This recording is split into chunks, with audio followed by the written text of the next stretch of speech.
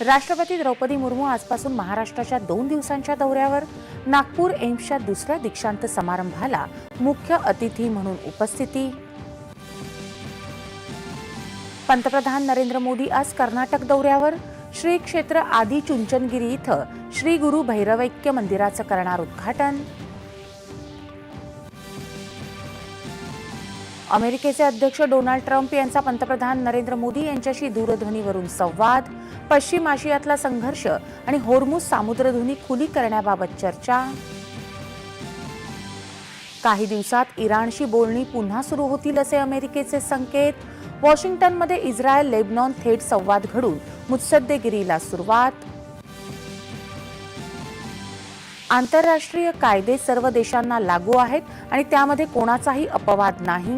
संयुक्त राष्ट्रांचे सरचिटणीस अँटोनियो गुटेरस यांचं प्रतिपादन. राष्ट्रीय सुरक्षेसाठी देशवासियांची इच्छाशक्ती ही सैन्य बळा इतकीच महत्वाची. राष्ट्रीय सुरक्षा सल्लागार अजित डोवाल यांचं प्रतिपादन.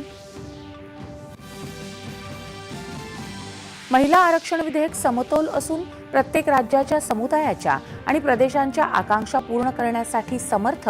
संसदीय कामकाज मंत्री किरेन रिजिजू. संसदेच्या विशेष अधिवेशनात घटना दुरुस्तीद्वारे लोकसभेच्या जागा 850 पर्यंत वाढवण्याचा प्रस्ताव सरकार मांडण्याची शक्यता.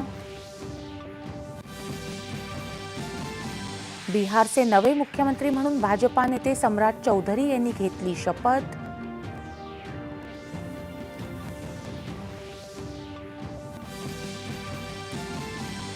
आणि उष्णतेच्या लाटांपासून नागरिकांचं संरक्षण करण्यासाठी राज्य शासनानं जारी केल्या 3 व्यापक मानक कार्यपद्धती.